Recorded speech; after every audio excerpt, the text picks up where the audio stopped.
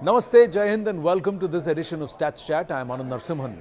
Ladies and gentlemen, here on CricketNext, we are setting up for the World Cup. But let's look back.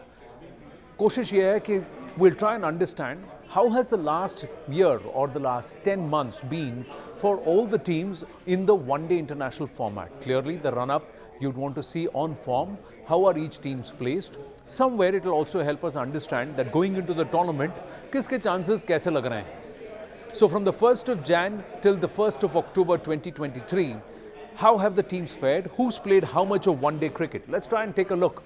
So overall, on the scheme of things, India has played the second largest number of matches behind Sri Lanka, which has played 22 matches. But overall, we have a far better win percentage compared to some of the other teams. If you look at it, we've had 15 wins in 21 matches with a win percentage of 71. The closest is South Africa with a 67% win percentage.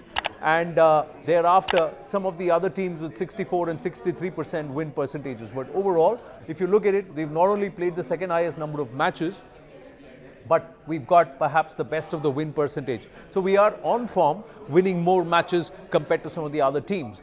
Also, statistics here on Statschat show that when India is batting first, our win percentage actually goes above the median of 71% to 73%.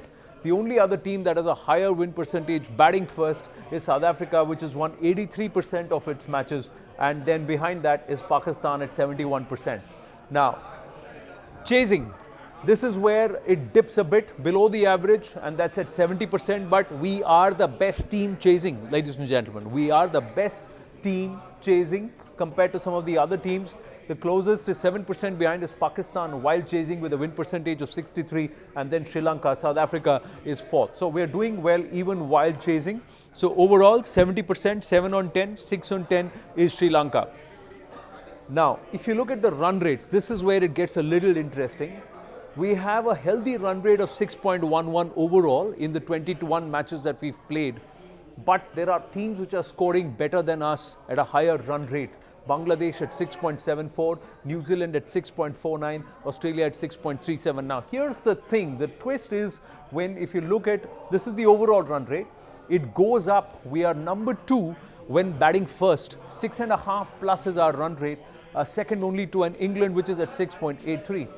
And South Africa is close behind, almost neck and neck with India at about same 6.55%, 6.55 the run rate. But this is where things dip.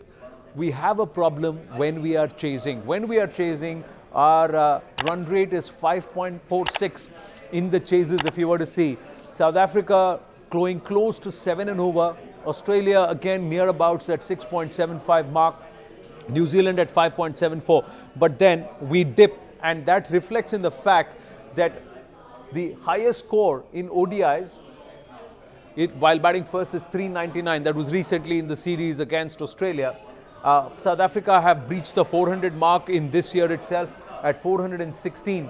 There are other teams which have come close to 400. India is the closest to 400. Australia 392. England 368. But if we come to the second innings, we have not gotten beyond 300. And that's why our net run rate overall at 5.46 shows that our highest score, India, is 286. So we've not breached the 300 mark while chasing, but we have a higher win percentage while chasing. That means we've been able to restrict teams inside 300 and win these games. So those could also be looked at successful chases because we've held back the opposition.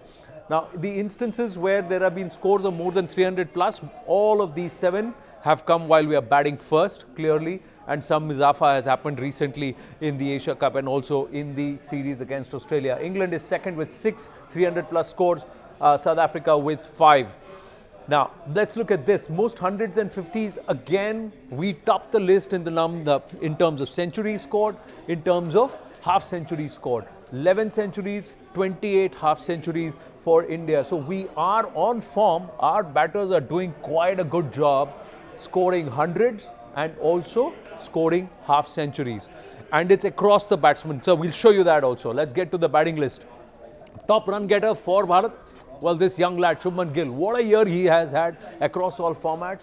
And that also reflects in 1,230 runs scored. He's the only player to score more than 1,000 runs in the last 10 months. and he's done it at a phenomenal rate. Pace, his highest is 208. But interesting to see that Rohit Sharma and Virat Kohli are also in the list of top 10. Let's look at Babar Azam doing very well for Pakistan, and Fakhar Zaman, and of course Mohammad Rizwan. So 3 batsmen from India, 3 batters from Pakistan make it into the top 10. There is Bangladesh, Sri Lanka, and then South Africa and New Zealand. So no Australia in the top 10 in the last 10 months. Interesting statistic this. Now, let's look at the bowling averages. There's a reason why we've been doing well while chasing, because we've restricted teams, and the bowlers, India has perhaps the healthiest of the bowling average in the last 10 months compared to some of the other teams. Sri Lanka come a close, but otherwise, everybody else breaching, flirting around the 30-run mark. In fact, Australia going at 38.6. So the Aussie bowlers are leaking a lot of runs for every wicket that they take.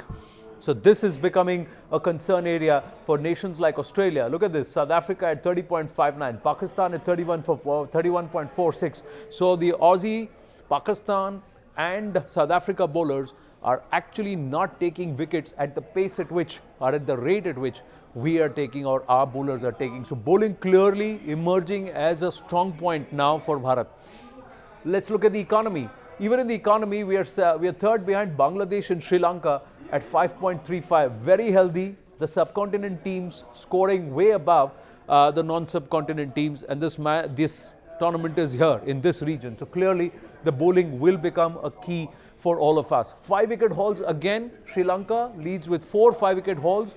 India has 3 5-wicket hauls. Siraj and Shah, helped themselves this time around in the series against Australia. But this also shows that a bowling average of 23, but less number of 5-wicket hauls. That means we've got a better spread of bowlers who are equally getting into the wickets. So it's an interesting statistic here.